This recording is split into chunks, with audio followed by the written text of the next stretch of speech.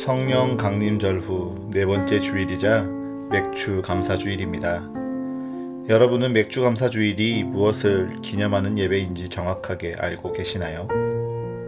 맥주절, 맥주 감사주일, 거기에 추수 감사주일까지 이름은 비슷한데 그 의미가 정확하게 구분이 되지 않는 이런 절기와 기념 예배 가운데 여러분은 어떠한 의미를 가지고 예배하고 계실까요?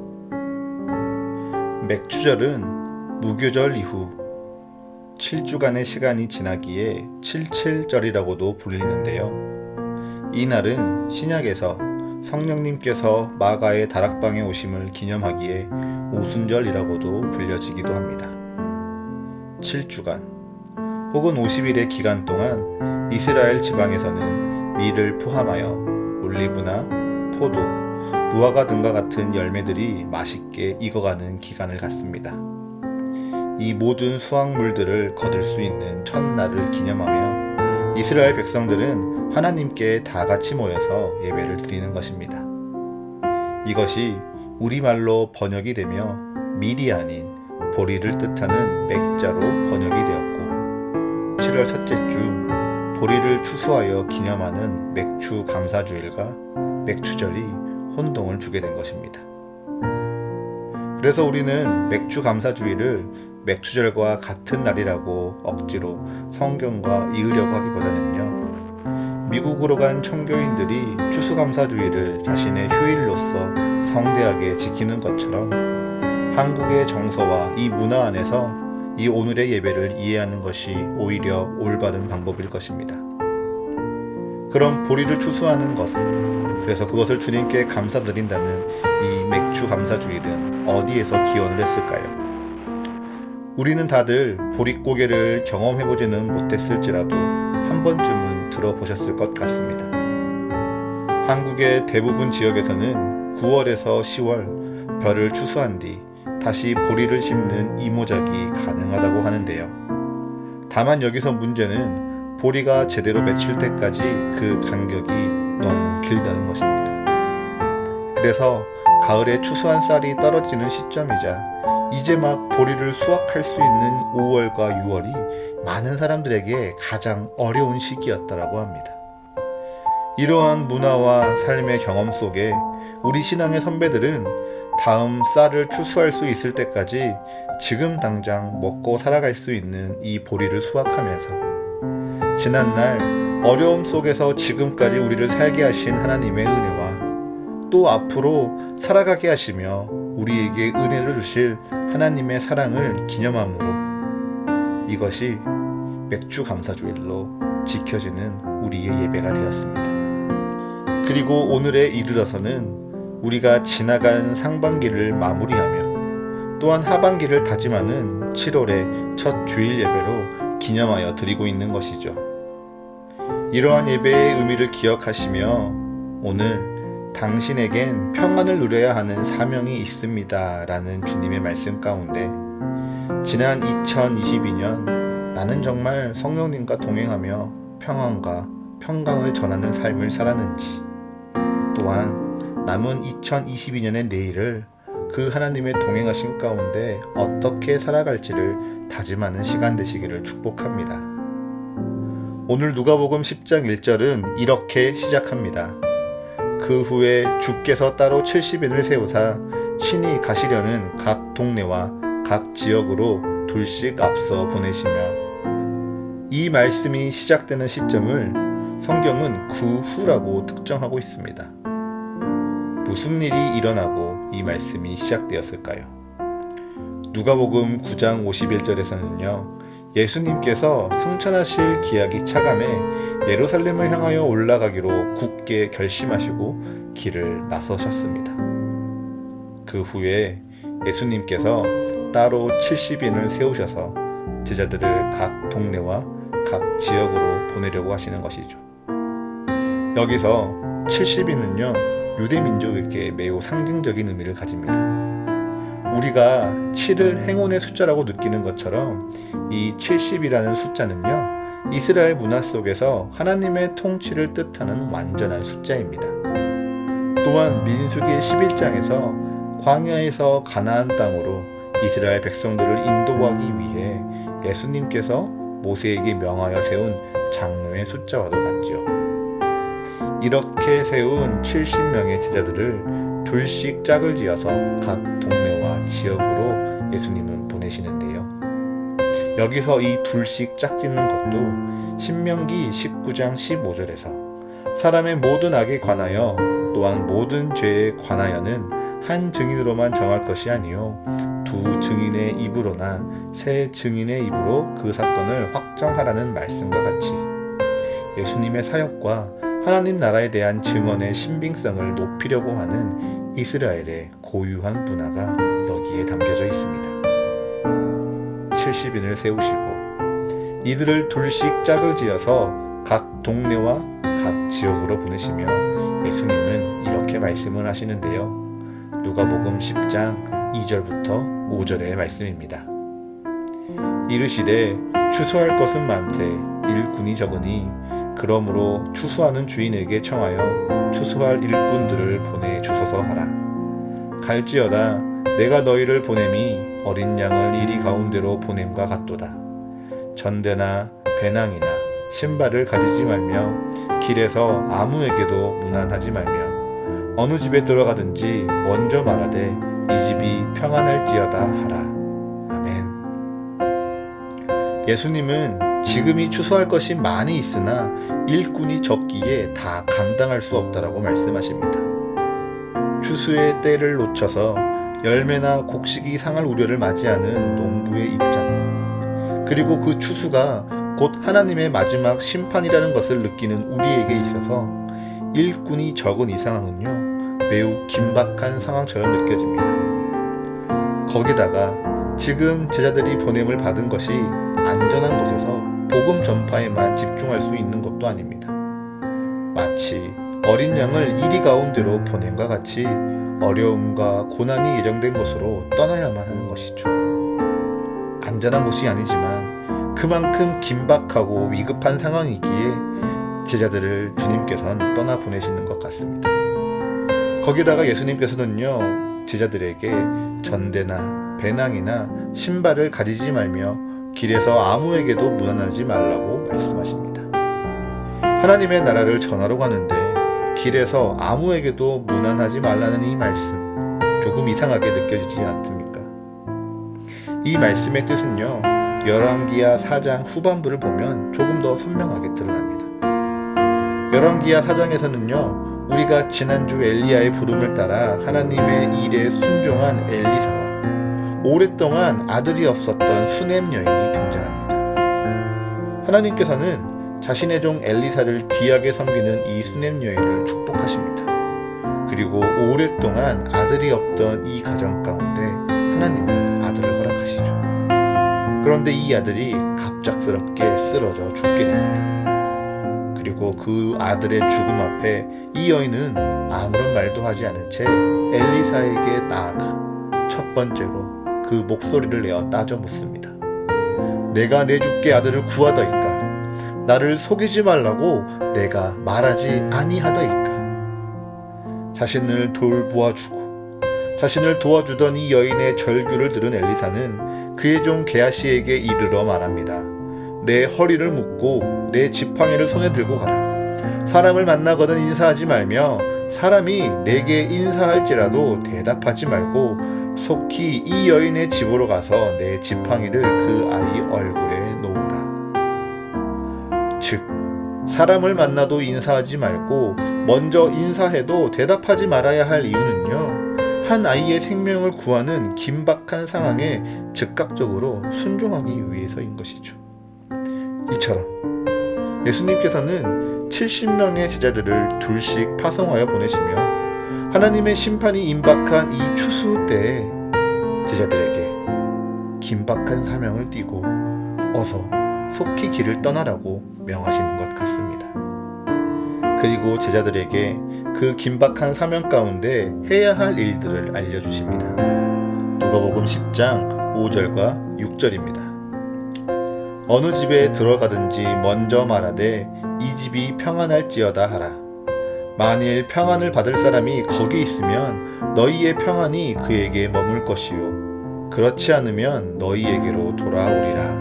아멘. 예수님께서 제자들에게 이제 각 동네와 각 지역으로 가서 거기에서 먼저 평안을 선포하라고 말씀하십니다.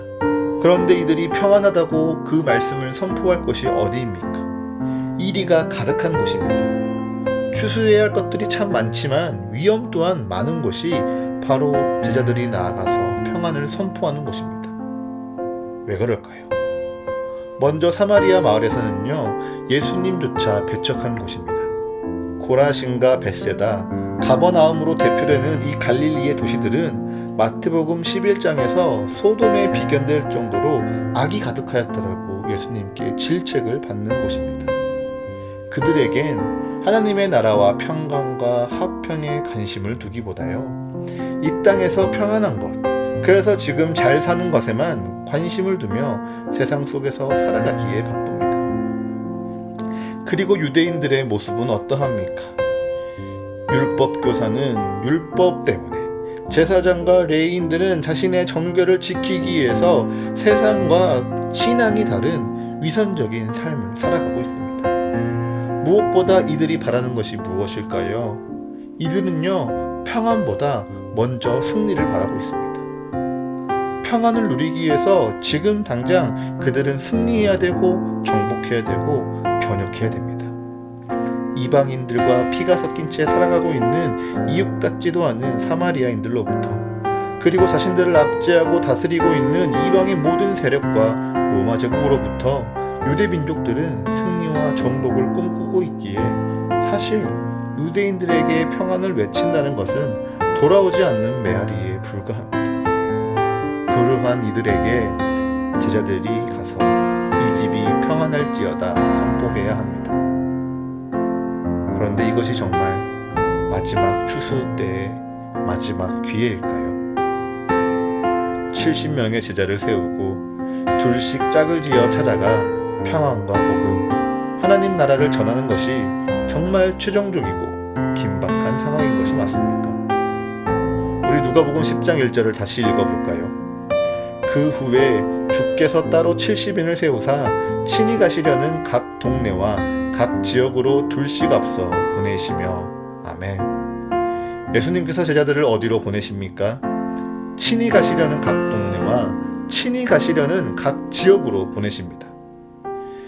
제자들을 둘씩 짝지어 보내시지만 그곳은요, 모두 예수님께서 이제 곧 친히 방문하실 동네이자 지역인 것이죠. 그러면 예수님이 거두실 것이 많습니까? 제자들이 거두어야 할 것이 많습니까? 예수님이 능력 있는 일꾼이십니까? 아니면 제자들이 능력 있는 일꾼입니까? 분명 예수님께서 거두실 게 더 많고요, 예수님께서 우리보다 더 뛰어난 능력 있는 일꾼임에 분명합니다. 그런데도 예수님은 제자들을 파송하시죠. 왜냐하고요, 그들에겐 누가복음 9장 52절과 같은 사자의 사명이 있기 때문입니다. 이 사자들의 역할에 대하여 출애굽기 23장 23절은 이렇게 말합니다. 내 사자가 내 앞서가서 너를 아모리 사람과 헷 사람과 브리스 사람과 가나안 사람과 히윗 사람과 여부스 사람에게로 인도하고 나는 그들을 끊으리니. 아멘. 내 사자, 하나님의 사자가 약속의 땅 가나안으로 이스라엘 백성들을 인도하여 이스라엘 백성들에게 하나님의 승리하심을 목격하도록 돕는다라고 성경은 기록합니다. 그렇기에 하나님의 사자는요, 불기둥과 구름기둥과 같이 그 길을 안내하는 기적이기도 하고요, 모세의 짐을 덜어주며 광야의 길을 알려주고 삶을 살아내게 한 이드로와 같은 이방인이 되기도 합니다. 무엇보다 이 약속의 땅으로 가는 여정 가운데 이스라엘 백성들과 함께 살아가는 사람, 하나님의 뜻을 먼저 알고 하나님의 뜻에 먼저 순종하며 하나님의 사랑에 감격함으로 이 광야의 길 위에 백성들의 고통과 괴로움을 함께 알아가는 사람, 그래서 그들의 마음을 공감하면서도 하나님의 뜻을 따라 그들을 다스리고 인도하는 사람. 그렇게 시험이 가득한 이 광야에서 축복이 가득한 약속의 땅에 이르기까지 그들과 함께 살아가며 그를 인도하였던 70인의 장로들이 바로 하나님의 사자가 되는 것입니다. 이처럼 예수님은요, 예수님을 도와서 새로운 출애굽을 도울 이들로, 그래서 잠시 머물다갈 가나안이 아니라 영원한 하나님의 나라로 수많은 생명들과 함께 이 땅을 살아가며 하나님의 나라를 가르치고 전하는 이들로 이들을 세우시고 보내시는 것입니다. 그래서 우리는 이 본문의 말씀을요, 주위에서 돌아볼 필요가 있습니다. 생각해 보십시오. 예수님이 이 모든 말씀을 통하여 어서 서둘러서 더 빠르게 더 잘 추수하라는 것을 강조하는 것이 목적이셨다면요, 굳이 제자들을 보낼 필요가 없었습니다.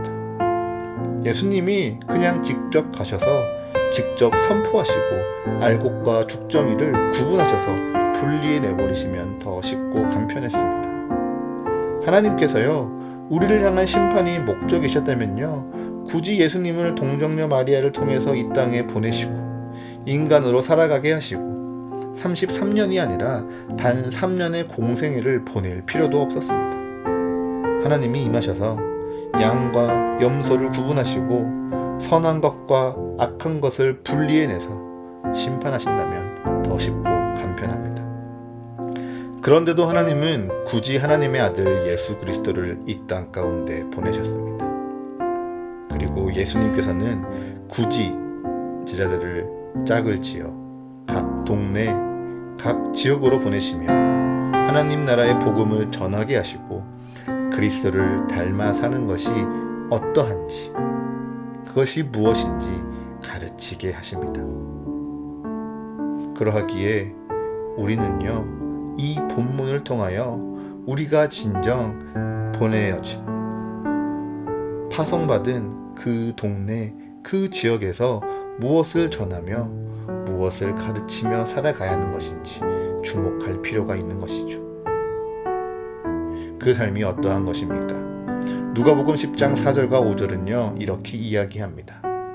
전대나 배낭이나 신발을 가지지 말며 길에서 아무에게도 무난하지 말며 어느 집에 들어가든지 먼저 말하되 이 집이 평안할지어다 하라.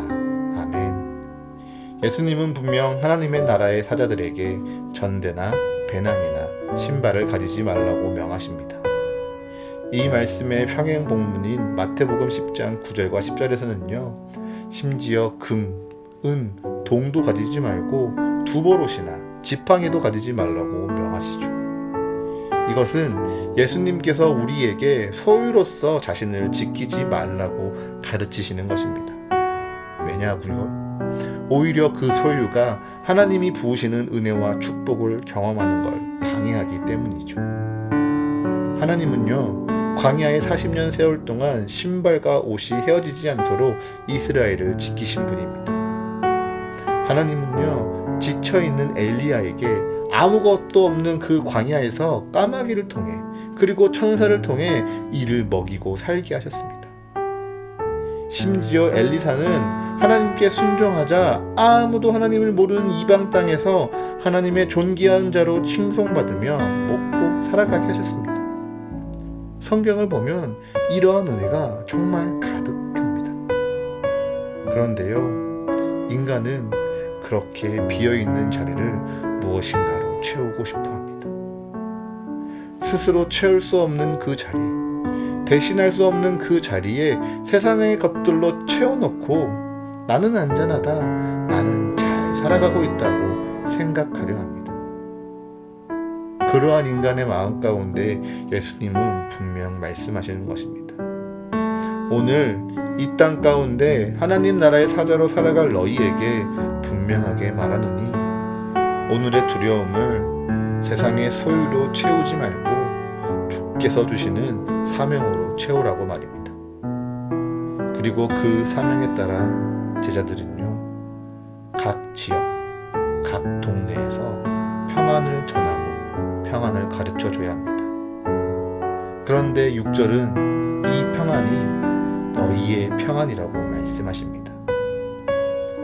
제자들이 전해야 하는 것이요, 예수님이 어떻게 하나님의 아들이 되는지에 대한 교리와 예수님이 보이신 기적에 대한 자랑과 증거가 아니라 그로 말미암아 제자들 마음속에 가득한 평안을 전하는 것입니다. 그런데 만약에 내 평안의 근거가 내 소유라면요, 우리는 결코 평안할 수 없습니다. 늘 우리 소유는 부족하거든요. 또한 내 평안의 근거가 순적한 상황과 불편함이 없는 환경이라면요, 우리는 평생 평안할 수 없습니다. 왜냐고요? 매번 그 상황과 환경은 변하고 흔들리는 것이 당연한 것이기 때문입니다. 그래서 하나님의 사자는요, 이 사명에 따라 나의 평안, 우리의 평안을 선포하기 위해 하나님이 주시는 평안을 늘 경험해야 하는 은혜가 먼저 되는 것입니다. 그렇게 우리의 평안이 나의 아버지로부터, 나의 구원자로부터, 나와 함께 동행하시며 살아가시는 성령님으로부터 말미암을 때 우리는 결코 세상의 기준과 환경에 변화하지 않는 흔들림 없는 평안을 우리 안에 소유하게 되는 것입니다. 이처럼 오늘 성경은요, 긴박하고 위급한 파송이란 순간 앞에서도 영혼을 구원하라는 이 추수의 엄중한 사명 앞에서도 먼저 먼 길 떠나는 이 제자들에게 너희가 먼저 평안을 누려야 하고 너희 안에 가득한 그 평안을 세상에 전하길 원하노라 말씀하시는 주님의 은혜와 사랑, 그리고 보호하심의 당부가 담겨져 있는 것입니다. 이것이 바로 성령 강림절후 4번째 주일이자 맥주감사주일 여러분에게 전하고 싶은 하나님의 말씀입니다. 여전히 이 세상은요, 이리로 가득하고 그 안에서 믿음대로 살아간다는 것이 어린 양과 같은 시대입니다. 그러한 때 하나님께서는 우리가 어떠한 사명을 가지고 어떠한 은혜를 먼저 누리며 살아가야 할 이들인지 이 말씀을 통해 다시금 깨우쳐 주십니다. 추수하여 결실을 거두고 사명에 순종하여 결과를 내는 것만큼이나 그 사명에 순종하며 살아가는 우리의 삶 속에 성령으로 말미암아 충만하여질 너희의 평안이 주님께서 더 중요하다라고 말씀하십니다. 기억하십시오. 여러분은요, 하나님의 평안을 전하는 사람들입니다. 여러분에게는요, 주님의 평안을 세상에 전하며 심고 거두는 사명이 있습니다. 그 사명은요, 예수님께서 다시 오실 그날까지 계속될 것이고요, 하나님의 나라가 이 땅에 온전히 임할 때 그 결과를 알게 될 것입니다. 그때까지 우리는 그저 오늘 우리에게 맡겨진 그 일 앞에, 우리에게 마주하는 그 영혼 앞에 주님이 나에게 채우신 그 가득한 평안을 전하고 그 전하는 사명을 살아내라고 주님께서 오늘 말씀하십니다. 그 일이 때론 무의미해 보일 수 있습니다. 허무해 보일 수도 있지요. 하지만 순종해 보십시오. 세상의 논리와 다를지라도 하나님 나라의 진리대로 살아가 보십시오. 변화가 더뎌 보이고 순종이 때론 버거울지라도 그 삶의 자리 가운데 버텨내 보십시오. 그랬더니 주님께서 나를 살아갈 수 있도록 도와주셨습니다. 주님께서 나를 붙잡아 주셨습니다 하는 그 찬양의 고백들이, 그 평안들이 여러분 가운데 가득 채워지시기를 축복합니다. 그 은혜, 그 평강을 소망하는 여러분, 이 한 주 이 말씀을 기억하십시오. 우리가 선을 행하되 낙심하지 말지니 포기하지 아니하면 때가 이름에 거두리라. 아멘. 이 한 주 이 말씀을 기억하며 살아가는 여기 모인 모든 분들이 힘들고 고된 그 삶의 현장 속에서 선을 행하되 낙심하지 아니하고 포기하지 아니할 때 성령의 복된 평안을 주변에 나누며 전하시는 축복된 한 주를 살아가시기를 기도합니다.